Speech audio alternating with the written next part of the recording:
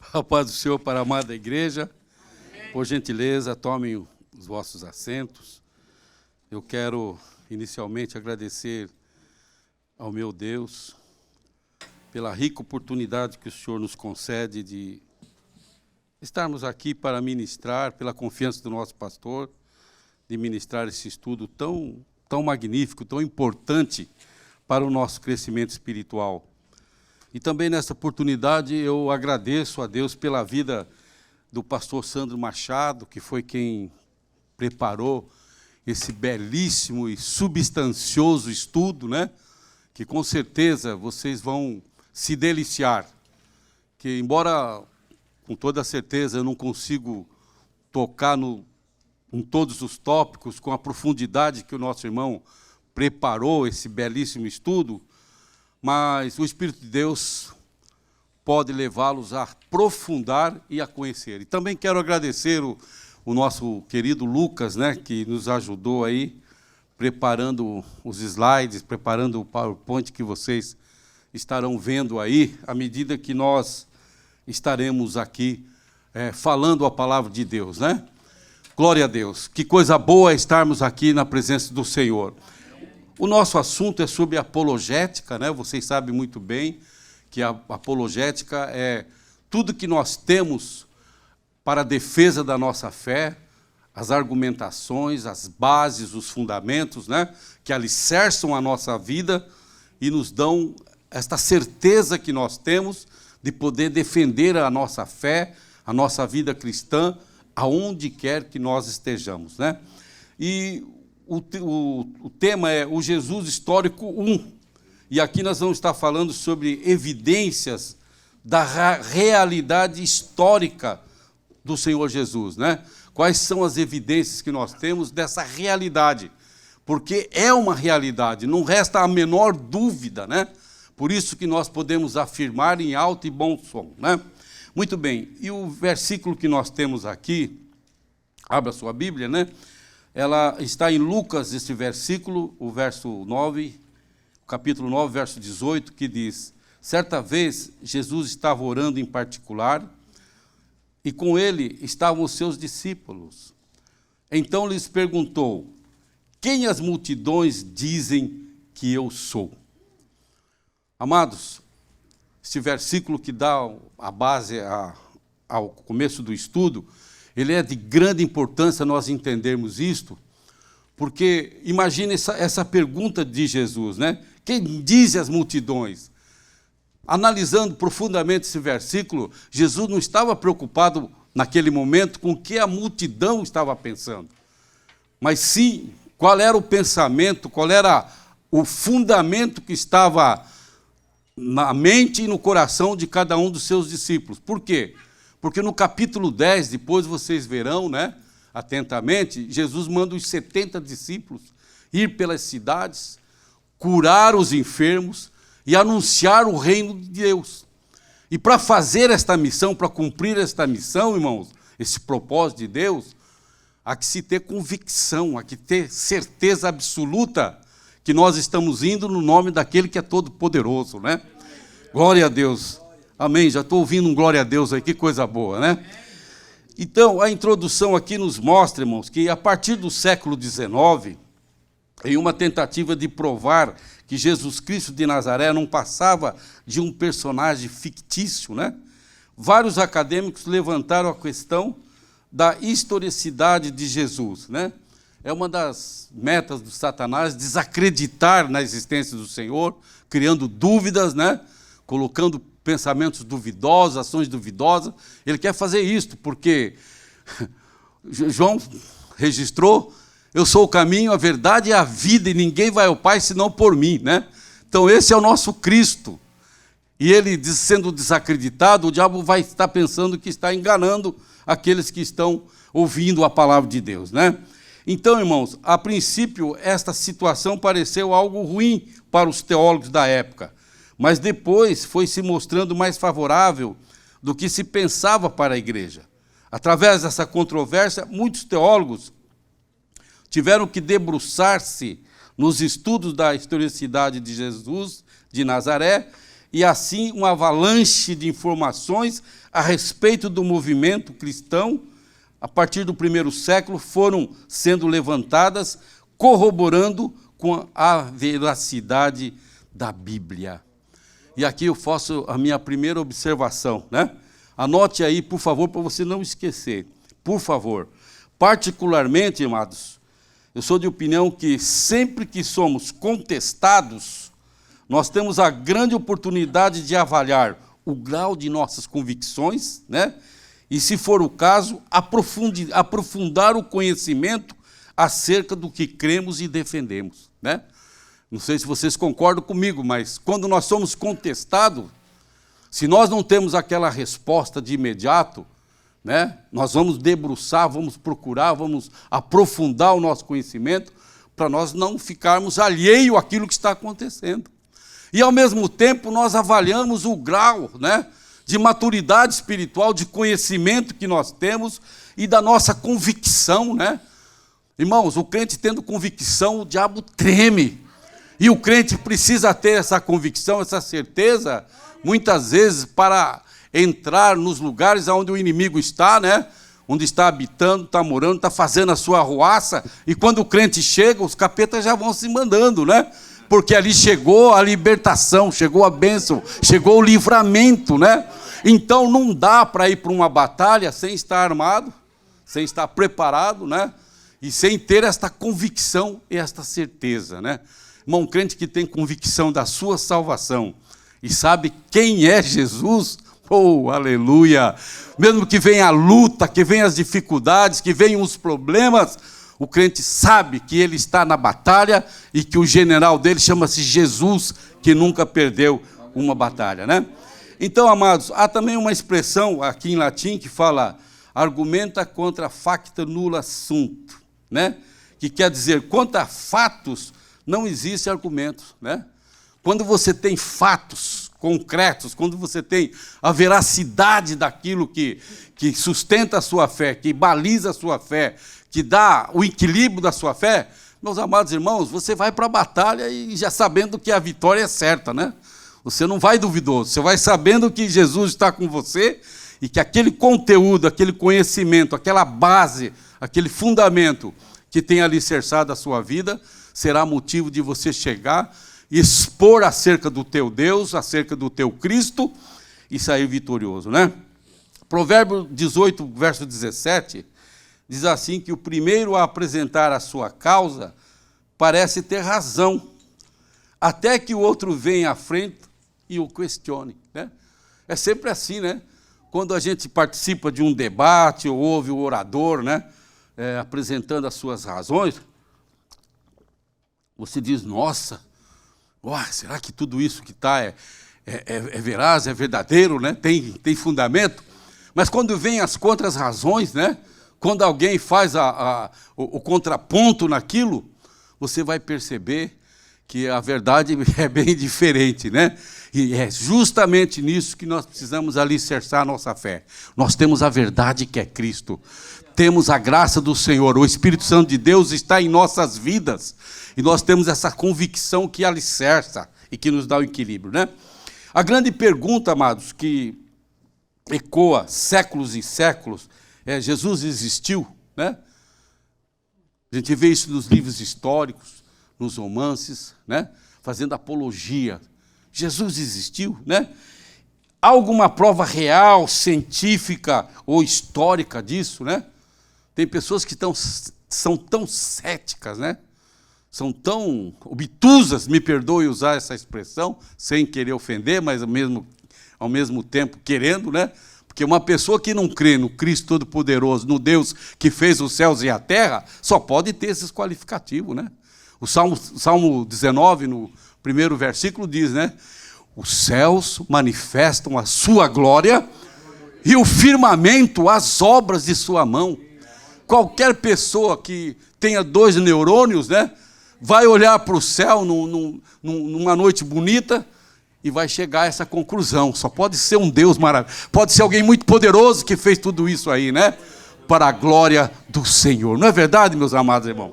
Glória a Jesus. Então, meus amados, sem a menor sombra de dúvida, a resposta é sim, né? A resposta é sim. Ele esteve entre nós, há registro em diversas fontes, como, por exemplo, as cartas de Paulo dos anos 40 e 50, os evangelhos feitos a partir do ano 70, o evangelho de Marcos, que traz informações específicas sobre Jesus.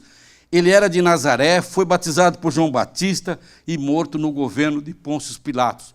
Então, são informações tão precisas que a própria história, né, catalogou isso. E é possível obter essas informações, como nós vamos ver aqui durante o estudo, sem pestanejar, né? Também, irmãos, gostaria de trazer outro adendo, que Flávio Joséfo, bastante conhecido, né, um historiador judeu, que viveu do ano 37 depois de Cristo até 100, né? Ele nasceu em Jerusalém, pertenceu à alta cúpula judaica, conheceu a comunidade cristã primitiva e documentou a respeito, né? Ele contribuiu grandemente.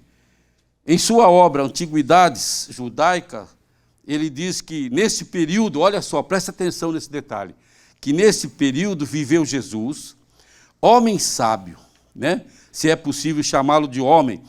Ele fez obras maravilhosas, ele atraiu a si muitos judeus e pagãos, e quando pelas acusações dos nossos homens de prestígio, Pilatos o condenou à crucificação. Aqueles que tinham amado não o abandonaram. Ainda hoje não desapareceu o gênero dos que dele tem o nome de cristão, né? Está registrado isso na sua história para conhecimento de toda a humanidade. Então, irmão, não tem como fugir dessa evidência tão forte, né? É escrita, histórica. E Joséfo é um historiador relativamente confiável, né? Cujo trabalho fornece uma compreensão completa da vida judaica no primeiro século e da guerra judaica também. Ele apresentou isso com muito detalhe, né? Sem essas histórias, nosso conhecimento e compreensão dessas duas áreas, né, seriam muito menos ricos. Nós teríamos dificuldade para mensurar, para conhecer e para ter essa visão, ter esse cenário, né, que nós temos, que alicerça a nossa fé, baliza o nosso andar com Cristo, né?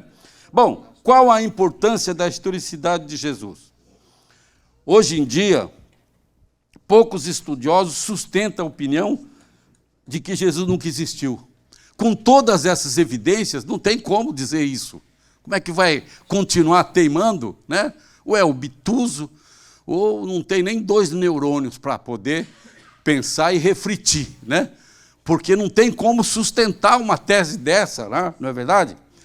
Essa conclusão, irmãos, é geralmente considerada como um flagrante ao uso indevido dos dados históricos disponíveis, né? A pessoa mascara as informações que existem aos montes aí e tenta criar a meia-verdade, né? E trabalha em cima dessa meia-verdade, trazendo situações falsas, deturpando a verdade histórica que está registrada para a posteridade, né? Não é verdade? Então, meus amados, no entanto, essa ideia é persistente e aparece de tempos em tempos. Essa ideia de querer fazer esse tipo de ato, de desacreditar, levantando essas polêmicas, irmão, isso não é de agora, isso sempre, de vez em quando vem uma onda, né?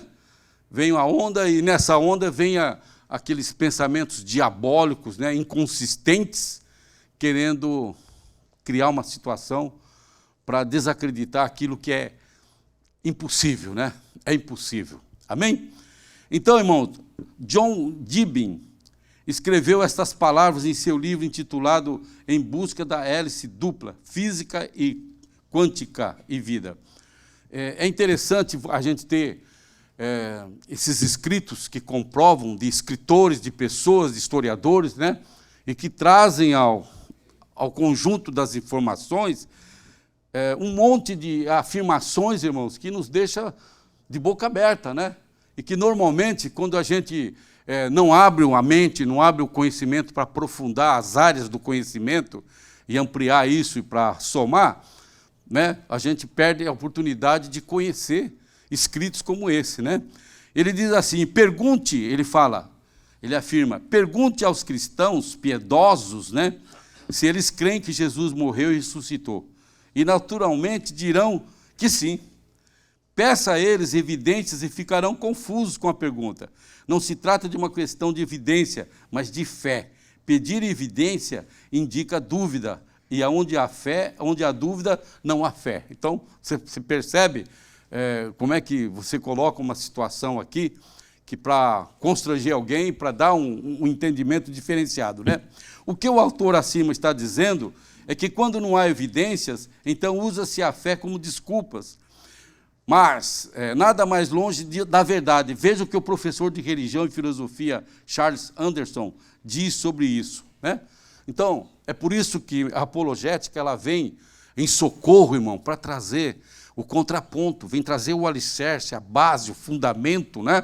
Para você ver que a tua fé ela está fundamentada dentro de um raciocínio também que a própria ciência, né? A própria história traz a confirmação daquilo que nós não precisávamos. Na verdade, quando nós cremos, foi a mensagem do Evangelho pregada, né? Aquela mensagem gerou fé no nosso coração e o Espírito Santo nos mostrou a realidade da vida, né? Ele nos convenceu da justiça, do juízo e do pecado, né?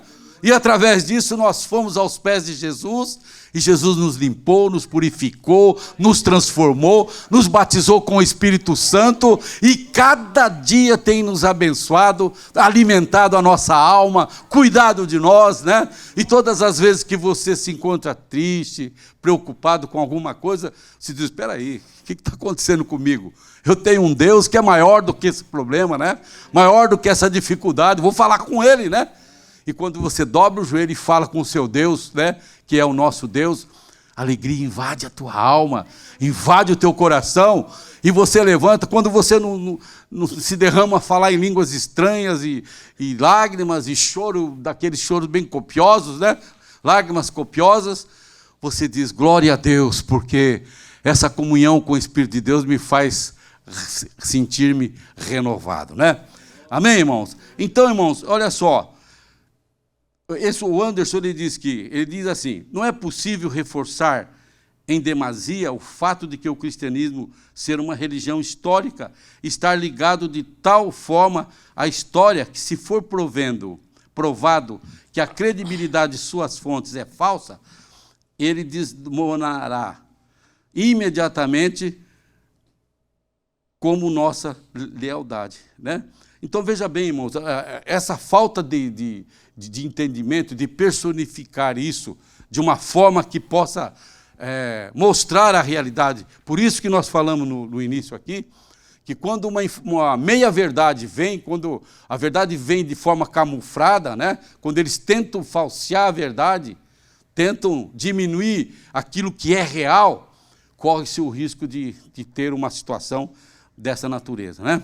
Embora seja necessário desenvolver uma mentalidade apologética, ou o apologeta, precisamos cuidar para não cair no erro da teoria do evidencialismo. O que é isso? Essa forma de raciocínio desenvolvida a partir do século XIX ensina que é sempre incorreto, por toda parte e para qualquer pessoa, acreditar em qualquer coisa sem evidência suficiente, né? Irmãos, a fé é algo extraordinário, irmão. É tão maravilhosa a fé em Cristo Jesus, que essa fé que remove montanhas, né? Que de repente, quando a pessoa atrela isso a evidências, né? Como fez, o discípulo chegou e falou: não, eu quero crer, né? Onde eu quero, se eu não colocar o meu dedo lá no lado dele, na ferida, eu não creio, né? E quando Jesus se apresentou, Jesus falou para ele: aqui, ó, coloque seu dedo aqui, ó, e mostrou as mãos que foram feridas, né? Glória a Deus, irmão, se você crê no Senhor Jesus, alicerçou a sua fé através da mensagem que recebeu, mas que cada dia você come palavra, você aprende, você tem um devocional, tem uma vida no altar de Deus, e você cresce espiritualmente para poder refutar essas situações, né? Então, apesar de termos que nos aprofundar na busca pelas evidências que corroborem nossa crença, elas jamais devem ser desculpas para substituir a fé, né? O crente, quando começa a fazer questionamento, começa a perguntar muito, irmão, alguma coisa está Está aí. Se você for analisar mais profundamente, o crente que fica manhoso, né? Começa com lero-lero, com disque-disque, né? Pode avaliar que tem alguma coisa que está ali diferente daquilo que deveria estar, né? E por quê, irmão? Porque nada pode substituir a fé, irmãos. A fé é algo que transcende a própria lógica humana. Eu ouvi certa feita um pregador dizendo que a fé anda na contramão da razão, né?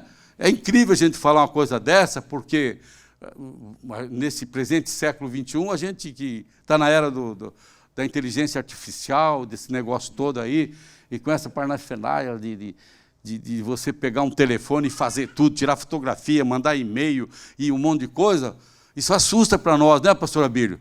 Nós que somos da terceira geração aí, né? Mas o que acontece, irmão? Nós não podemos dispersar a nossa mente e o nosso coração do propósito de Deus na nossa vida, que é nós estarmos adorando ao Senhor, servindo ao Senhor, com vida no altar de Deus e acrescentando a nossa fé cada dia para a nossa caminhada com o Senhor, né? Hebreus capítulo 11, verso 3 diz: pela fé entendemos que os mundos, pela palavra de Deus, foram criados, de maneira que aquilo que não se vê não foi feito do que é aparente, né? Do que aquilo que se vê não foi feito do que é aparente. Não é aquilo que é aparente. Então, a fé, irmãos, é isso que nós estamos falando e dizendo. E nós precisamos crer que todas essas coisas, né, contribuem para o nosso crescimento, para a nossa formação. Interessante também acrescentar, irmão, que os 4 evangelhos, todos eles dão-nos um retrato de uma personalidade muito definida, obrigando-nos a dizer, né? Este homem existiu, isso não pode ser inventado. Quem falou isso foi H.G. Wells. Ele usou essa expressão que eu achei fantástico, né? Dele dizer, os 4 evangelhos, todos eles, dão-nos um retrato de uma personalidade muito definida, obrigando-nos a dizer, esse homem existiu, isso não pode ser inventado, né? Olha que coisa fantástica. Ninguém pode escusar, irmão, de crer no Filho de Deus e de saber que Ele é o Cristo Redentor, Salvador, aquele que transforma a vida, né? Amém? Consideraremos as evidências externas. Assim como temos as evidências internas, nós vamos às evidências externas, né? Lee Strobel, né? Nosso pastor sempre, que possível, ministra e traz informação sobre Lee Strobel, né? Ele foi um jornalista, é um jornalista criminal, está vivo, né, pastor? Está vivo ainda. Jornalista criminal que trabalhava como editor para o jornal Chicago Tribune. Ele define corroborar desta forma: evidências corroborativas, as evidências que corrobora, que chama aquele assunto, que une aquele assunto, né? Apoia outro testemunho. Ele afirma que apoia os elementos essenciais do relato de uma testemunha ocular, pode ser um registro público, uma fotografia, um testemunho adicional de uma segunda pessoa, ou segunda ou terceira pessoa. Ele pode verificar tudo, o testemunho de uma pessoa ou apenas partes importantes dele, né? E falando um pouco mais sobre Lee Strobel, irmão, o que ele está dizendo aqui? Ele está apontando que as evidências elas são repartidas com algumas situações, né? Aqui nós temos advogados, temos a irmã Marilde, que foi delegada federal, né? E ela conhece bem essa temática, né? De fotografia, testemunho adicional, né? São as evidências que são trazidas para um processo, para a elucidação de um crime, né? Para a solução de um problema. Então, o que eu estou querendo dizer? Falando um pouquinho mais sobre esse Lee Strobel, irmão, ele é o autor de um best-seller, né? De Case for Christ, onde refaz a sua própria jornada espiritual. Não é um Zé qualquer, um Alcir qualquer, né? Ele não é um Alcir qualquer. Ele refaz a sua própria jornada espiritual do ateísmo à fé e constrói um caso cativante para a divindade de Cristo, interrogando uma dúzia de especialistas com doutorado, né, nas maiores universidades do mundo, né, fazendo perguntas contundentes e analisando mais profundamente as evidências do campo da ciência, da filosofia e da história. Ele como criminalista, né, um jornalista investigativo, ele foi fundo na questão. E ele procurou ouvir pessoas especializadas para compor, para sair do seu ateísmo, né, de não acreditar em Deus, não acreditar em nada, para uma fé enraizada na pessoa bendita do Senhor, né? Interessante que esse senhor, ele foi o ganhador, irmão, do Gold Medal Book Award, e 2 vezes indicado para o Christian Book of the Year Award. The Case for Christ foi adaptado para um grande filme e já vendeu mais de 5 milhões de cópias em todo o mundo. Veja a importância da investigação de Lee Strobel, irmão. Quer dizer, aquela investigação pessoal, de caráter pessoal, aquela indagação pessoal que estava no seu coração, aquela dúvida que estava na sua vida, proporcionou ele, né, criar uma obra fantástica que tem trazido alegria e solução para muita coisa, né? Bom, o exame minucioso do trabalho de Lee Strobel é muito mais do que um romance e também não é obra de ficção. É uma busca fascinante pela verdade sobre a figura mais atraente da história, o Senhor Jesus. Quem procura, acha, né, irmão? Quem procura, quem busca, encontra, não é verdade? E ele fez isso e Deus foi com ele, né? Então, irmãos, imagine agora, coloque como pano de fundo, logo após a ressurreição de Jesus, nós estamos falando em evidências, né? Testemunha de evidência. Logo após a ressurreição de Jesus, a quantidade de testemunhos que ocorreram, né? Por exemplo, para começar, quando Jesus apareceu a Maria Madalena, conforme Marcos, capítulo 16, verso 9, registrou, né? Depois, as outras mulheres que visitaram a tumba, Mateus 28, 9. Depois disso, Jesus apareceu aos discípulos no caminho de Emaús. Você se lembra bem dessas passagens bíblicas? Estou só dando um rápido passant, né? Lucas capítulo 24. E depois também, irmãos, Jesus também apareceu no meio dos seus discípulos, né? Incluindo Matias, que acabava de substituir a Judas, né? E o apóstolo Paulo narra em 1 Coríntios capítulo 15, do verso 3 a 8, ele narra assim, olha que coisa, que narração extraordinária, irmão. Quando eu terminar a leitura, se você não der um glória a Deus, irmão, vou pedir para o pastor Joel chamar a imigração. Diz assim, ó, eu vos transmiti primeiramente o que eu mesmo havia recebido, que Cristo morreu por nossos pecados, segundo as Escrituras, foi sepultado e ressurgiu ao 3º dia, segundo as Escrituras, apareceu a Cefas, em seguida aos 12, depois apareceu a mais de 500 irmãos de uma vez, dos quais a maioria ainda vive, né? Depois apareceu a Tiago, em seguida a todos os apóstolos, e por último de todos, apareceu também a mim. Glória a Deus. Olha, irmãos, quantas evidências, né? E essas evidências estão catalogadas na própria história, né? Estão registrados nas histórias. Os escritores, sejam eles religiosos ou não, né? Dos mais céticos, não tem como fugir a essa realidade. Então, os indícios sobre Jesus, o contexto histórico dos primeiros séculos, amados, não só está evidenciado em documentos autênticos, como também é plenamente comprovado através da arqueologia, né? A ciência arqueológica, irmãos, tem contribuído sobremaneira para identificar situações históricas, comprova a história, comprova o fato e elucida, muitas vezes, uma situação que ficou uma dúvida. Então, a arqueologia vem e traz esse registro, né? Bom, algumas evidências históricas mais importantes de Jesus incluem o seguinte. Agora nós temos aqui vários exemplos, né? Eu não quero avançar muito, mas só citando alguns, né? Por exemplo, Cornélio Tácitos, que viveu de 55 a 120 depois de Cristo, né? No primeiro século. De acordo com os historiadores romanos, ninguém foi mais respeitado do que Cornélio Tácito. Primeiro como senador, sob o governo do Império Vespasiano, né? E depois como governador da Ásia. Então, veja bem, essa pessoa tem pedigree para registrar o que ele registrou, para fazer parte da história, da forma como ele fez, né? Então, o que ele diz? Ele conta aqui, irmãos, né, nas coleções de livros que ele escreveu, o Tácito é uma das fontes históricas mais significativas para estabelecer fatos não religiosos sobre Jesus e a igreja, né? Ele não era cristão. Então, o que ele registrou foi como um observador, alguém que viveu aquele fato e trouxe o seu relato, né?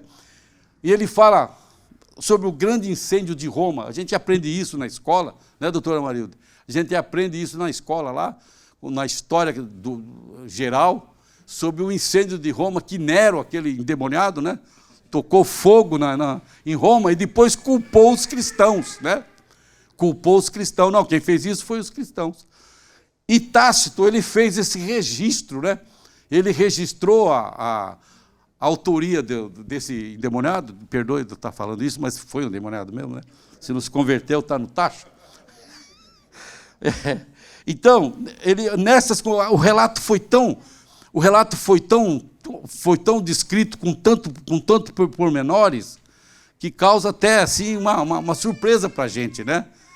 Ele falou assim, ó, nessas condições o incêndio prolongou-se por 6 dias seguidos até que pudesse ver controlado, mas por pouco tempo, já que houveram focos de reacendimento que fizeram o incêndio durar por mais 3 dias, né?